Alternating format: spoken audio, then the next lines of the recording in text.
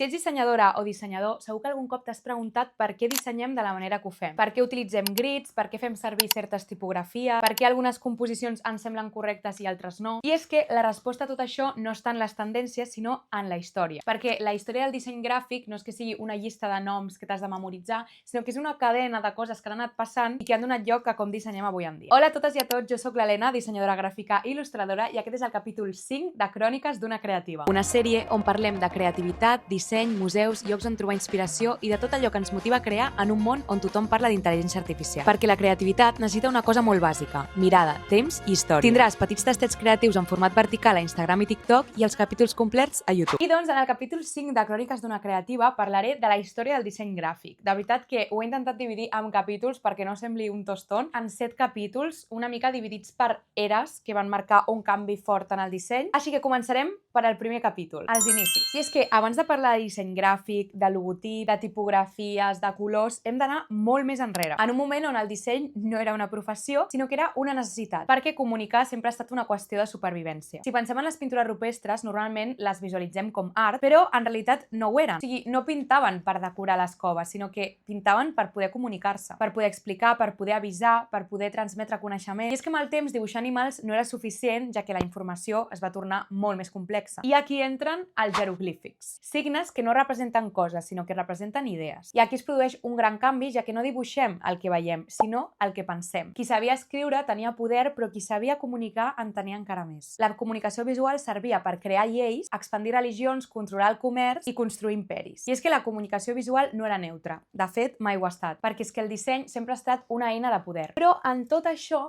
hi havia un problema. I és que tot això era manual, era lent, es feia a mà, era car i arribava a molts pocs. Fins que algú va decidir que el coneixement havia de ser reproduït i aquí canvia tot. I amb aquest canvi passem al capítol 2, la impremta, quan el coneixement es multiplica. Fins a aquell punt comunicar era lent, ja que tot s'havia de copiar a mà. Però apareix la impremta. Johann Gutenberg no inventa només una màquina, sinó que inventa una manera de que un missatge es pugui repetir una i una altra vegada. I aquí neix una idea clau del disseny gràfic, la reproducibilitat. És que el disseny ja no és únic perquè es converteix en un sistema. Les lletres passen a ser dibuixades a ser peces mòbils. I això obliga a prendre decisions. Com ha de ser aquesta lletra? Quina mida ha de tenir? Quin ordre segueix el text? Quin espai hi ha d'haver entre paraules? Per primera vegada es pensa en la legitimitat. Per primer cop no només pensaven en què posava el missatge que comunicava, sinó també en com es reproduïa. I aquí neix la nostra estimada de tots els dissenyadors gràfics, que és la tipografia. Les primeres tipografies que es van crear s'inspiraven en traços manuals intentant copiar una mica l'escriptura a mà. Però clar, aquí sorgeix un problema, i és que les tipografies ja no són personals. Són repetibles, coherents i controlables. Els llibres deixen de ser un luxe i la informació comença a circular. I la gent comença a llegir i a pensar per si mateixa. La religió, la política i el poder comencen a perdre control del relat. Comunicar ja no és un privilegi, és una amenaça. Si un missatge es pot reproduir, cal ordenar-lo bé. Cal jerarquia, cal estructura, cal claretat. Així que comencen a aparèixer els títols, els subtítols, les columnes, els marges, i en aquest punt el disseny comença a posar ordre al caos. I sense que ningú ho sapigués en aquell moment, s'estaven establint les bases del disseny editorial i del disseny gràfic modern. Però tota aquesta explosió de coneixement també crea molts problemes, ja que tothom pot imprimir, per lo que hi ha massa informació i ja no n'hi ha prou amb comunicar. I aquí comença la nova etapa. Per això passem al capítol 3. Art, indústria i conflicte. Quan el disseny es pregunta què ha de ser. Com ja he dit, la impremta ho va canviar tot, ja tot es produïa en masses, en màquines, i els objectes deixen de tenir ànima i tot sembla una mica igual. I és que sí, el disseny funcionava a gran escala, però no emocionava. I és que a mitjans del segle XIX, alguns creadors comencen a rebel·lar-se. I aquí neix el moviment Arts and Crafts, que m'encanta. William Morris, el creador, defensava una idea molt clara. El disseny ha de ser honest, ha de ser bonic i ha de respectar l'ofici. Amb el moviment Arts and Crafts volien tornar a lo artesà, a lo fet a mà, a la cura per al detall i a la connexió entre l'art i la vida quotidiana. Però clar, tot això és molt bonic, però a la vegada és molt car i no és accessible per tothom. Sorgeix aquesta contraposició entre que tot es va industrialitzant, però també hi ha aquests moviments. Surt, per exemple, el moviment del modernisme, sorgeixen cartells, anuncis, imatges gràfiques. El disseny comença a entrar als carrers. Llavors hi ha un gran debat entre si el disseny ha de ser decoració o ha de ser eina. I tota aquesta tensió prepara el terreny per una idea radical: eliminar tot el que sobra, pensant el disseny com una eina funcional, com una manera de millorar la vida de les persones. I aquesta idea ens porta al capítol 4, la Bauhaus, quan el disseny decideix canviar el món. A Alemanya, el 1919, neix la Bauhaus, una escola de disseny que no és només una escola, sinó que és una manera de pensar. I és que la Bauhaus neix amb una idea molt clara. El disseny passa de ser decoració, ara és funció. A la Bauhaus tot es redueix a lo essencial. Formes simples, colors primaris, composicions clares. I aquí neix una nova figura, el dissenyador com a solucionador de problemes. El disseny ha de millorar la vida quotidiana, ha de ser accessible per tothom. A la Bauhaus es treballava amb el mètode de l'experimentació i, encara que no ho sembli, aquí es planten les bases del disseny gràfic que tenim avui en dia. Les webs, les apps, els sistemes visuals. Però clar, una idea tan radical no agrada a tothom, per lo que la Bauhaus incomoda. I la Bauhaus tanca, però òbviament les idees ja s'havien establert i els treballadors s'escampen pel món i el pensament de la Bauhaus es converteix en un llenguatge universal. Però aquesta obsessió per l'ordre i la neutralitat encara portarà a una conseqüència més. Portarà el disseny a convertir-se en un sistema. I aquest sistema té un accent molt concret. Això ens fa passar al capítol 5, l'estil suís. Quan el disseny es converteix en sistema. Després de la Bauhaus, com ja hem dit, el disseny ja no vol decorar, sinó que vol ordenar. I a mitjans del segle XX, a Suïssa, aquesta idea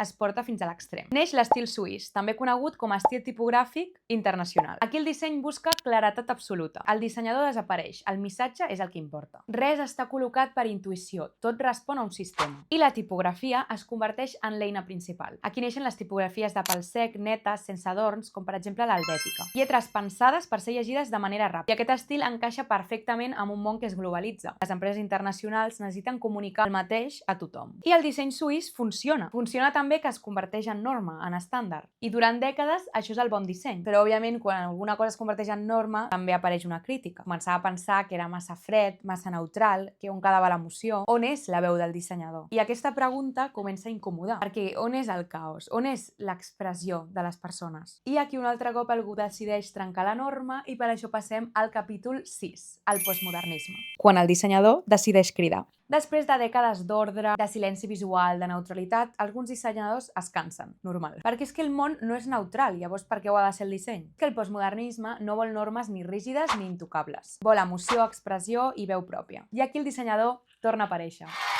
Ja no s'amaga darrere de la composició. Parla, opina, interpreta. Les composicions es trenquen, les tipografies es canvien i es combinen. El text es desordena. Un dels noms claus d'aquesta etapa és David Carson. Ell feia revistes caòtiques, tipografies gairebé il·legibles, bàsicament tot el que el disseny modern odiava. I òbviament també hi havia gent en contra que deia que tot això ja no era disseny. Uns deien que això no comunicava i altres deien que això comunicava més que mai. El disseny deixa de buscar una veritat universal. Accepta que tot és subjectiu. I aquest canvi és important perquè obre la porta a mil maneres de pensar diferents i de dissenyar, ja que ara ja no hi ha una única resposta correcta, sinó que hi ha una intenció, hi ha un criteri, hi ha un discurs, i encara avui, quan veiem un disseny que incomoda o que no segueix les normes, ve d'aquí. Però aquesta llibertat també té les seves conseqüències, perquè si tot és possible, com decidim el que està bé i el que no? I aquesta pregunta ens porta directament al món en el que vivim i al capítol 7, l'era digital. Quan tothom pot dissenyar. Amb l'arribada d'internet, el disseny entra en una nova dimensió. Tot és digital, immediat i constant. El disseny ja no es fa només per imprimir, sinó que es fa per pantalles, ja sigui pantalles grans, petites, pantalles que canvien constantment. El disseny ja no és estàtic, és interactiu. D'aquí neix el disseny digital, el disseny web, el disseny d'interfícies. Ja no només importa com es veu una cosa, sinó com funciona. Apareixen nous conceptes que tots coneixen com a dissenyadors d'avui en dia, com són l'experiència d'usuari, la usabilitat, l'accessibilitat. El disseny ha de ser clar, però també intuïtiu. El dissenyador ja no només dissenya imatges, sinó que dissenya recorreguts, comportaments, decisions. Llavors passen dues coses. D'una banda, les eines es democratitzen. Qualsevol pot accedir als programes de disseny, a plantilles, a recursos. Dissenyar és més fàcil que mai. Però,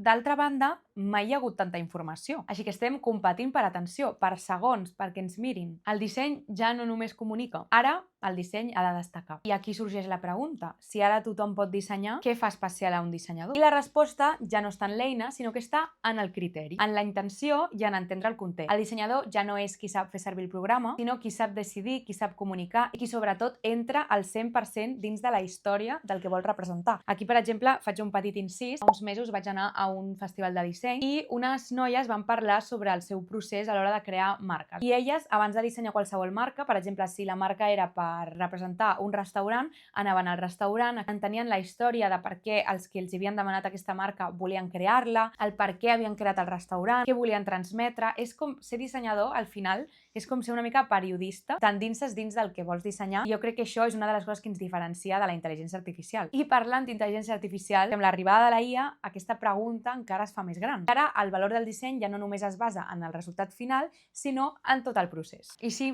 estem en un moment una mica complicat pel disseny. Jo la veritat és que a vegades penso que m'agradaria haver nascut una mica abans, en aquell moment en què els dissenyadors es podien expressar lliurement i no tot tan immediat com és ara. Però bueno, suposo que també té parts positives, si algú me les vol dir. No, és broma. O sigui, jo de veritat que la intel·ligència artificial la utilitzo molt i m'ajuda, i de fet, i són tonteries, però me'n recordo jo abans, quan havia de crear una marca, em costava molt aconseguir fotografies. O sigui, una cosa és crear el logotip i tot el manual d'identitat, però també vols crear aplicacions a la vida real perquè el client pugui veure com es veurà el logo a la vida real. I sí que és veritat que ara amb la IA puc generar imatges que em posen el logo molt fàcilment i queda molt millor perquè tinc molts més recursos gràfics, però igualment m'està costant, vale, el canvi. Però bueno, ja heu vist que tota aquesta història realment té molt de sentit per entendre el perquè de com dissenyem avui. I després de tot aquest viatge potser ens queda una cosa clara, que és que el disseny gràfic mai ha estat només estètica, sinó que sempre ha estat decisió. Decidir què dir, com dir-ho i per qui. Des de les pintures rupestres fins a les interfícies digitals, el disseny sempre ha respost al mateix problema. Les eines han canviat, els formats també, però la responsabilitat segueix sent la mateixa. Segueix sent entendre el context, tenir criteri, i si avui dissenyem per pantalles, reels o marques, és perquè abans algú va decidir posar ordre, trencar normes o qüestionar el sistema. Conèixer la història del disseny no et fa millor dissenyador per ser més savi, sinó que et fa millor dissenyador a l'hora de decidir. I potser la propera vegada que obris un document en blanc no començaràs preguntant-te què està de moda, sinó què vols comunicar. Així que això és tot. Recorda, si estàs en un moment una mica desmotivada, recorda que tot és disseny. Feu una volta pel carrer. Literalment tot és disseny i mireu tota la història que hi ha hagut al darrere, però de veritat que la teva feina val molt més del que et penses. Així que bueno, moltes gràcies per haver vist aquest vídeo. Ja sabeu que això és una sèrie, Cròniques d'una creativa,